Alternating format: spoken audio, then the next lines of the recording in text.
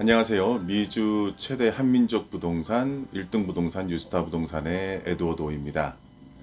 네, 최근에 한국에서 미국 부동산 구입에 대한 관심이 점차 높아지면서 한국에 있는 현금이나 또 한국 부동산을 처리하고 그 돈으로 미국 부동산을 구입하려는 분들이 많이 늘어나고 있습니다.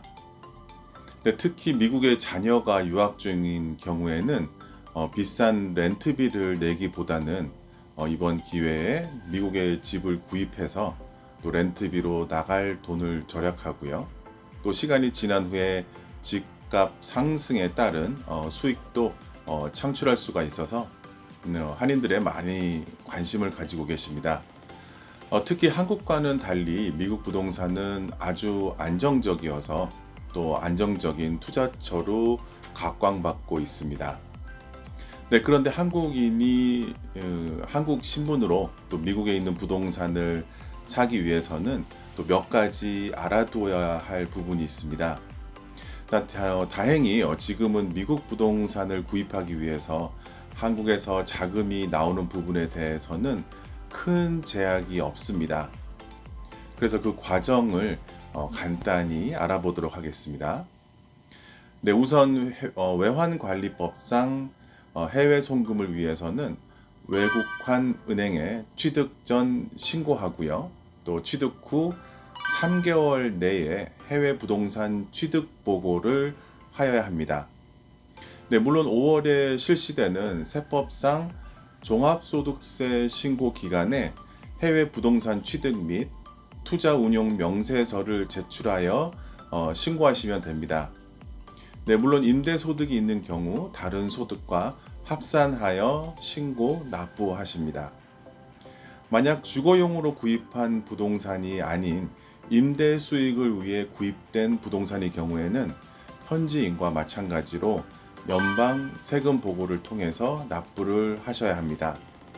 네, 세액은 소득 구간에 따라서 10%에서 많게는 한 37%까지 누진적으로 납부를 하시게 됩니다.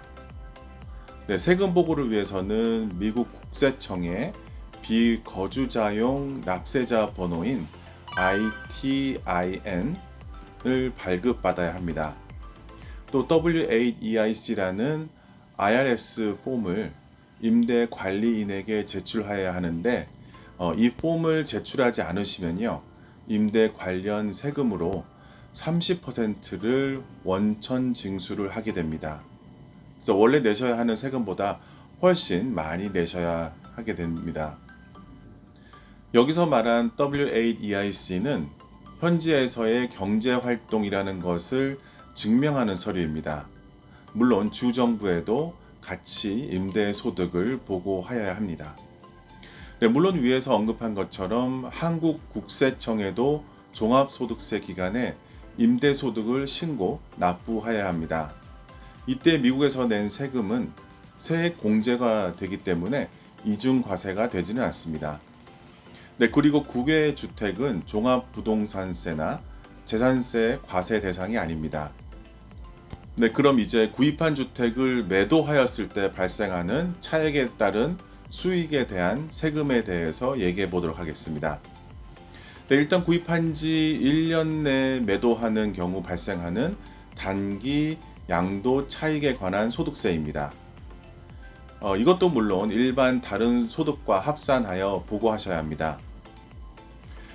표에서 보시는 대로 소득 구간에 따라 적게는 10%에서 많게는 37%를 누진적으로 세금이 매겨집니다. 대략적으로 보자면 부부 공동 보고인 경우에는 8만 불까지는 12% 정도의 세금을 지불하게 됩니다. 그럼 1년 이상의 기간 동안 소유한 후 매도하게 되면 발생하는 장기 양도 차익은 또 표에서 보시는 것과 같이 단기 양도 소득보다는 상대적으로 낮은 세율이 적용됩니다. 네, 부부 공동 보고인 경우에는 8만 불까지는 세금이 없고요. 50만 불까지는 15%의 세금을 내게 됩니다. 네, 한국과 비교했을 때 아주 적은 세율이 적용됩니다. 네, 그리고 미국에서 세금을 내는 것 외에 한국에서 취해야 할 행동으로는 한국에 있는 해당 외국환 은행 등에 3개월 내에 해외 부동산 처분 보고를 해야 하고요. 아울러 양도일이 속하는 달 그 말일부터 2개월 내에 양도소득 예정 신고를 납부해야 합니다. 다만 미국에서 납부한 세액은 세액 공제 받게 됩니다. 네, 그리고 미국에서 매매 시 차액에 관련된 아주 좋은 법이 있습니다. 네, 투자용 주택이 아닌 내가 거주하던 집에 관해서는 최근 5년 내에 2년 이상의 기간을 거주하게 되면 부부인 경우에는 50만 불까지 세금 공제를 받습니다. 예를 들어서 50만 불에 구입한 집을 2년 후에 90만 불에 팔게 되면 차액 관련 수입이 40만 불 정도가 되는데, 네, 이런 경우에 50만 불 미만의 수입이 났기 때문에 차액에 관련된 수익에 관해서는 세금을 한 푼도 낼 필요가 없게 됩니다. 또한 투자용 부동산의 양도 차익을 연기하는 프로그램도 있습니다.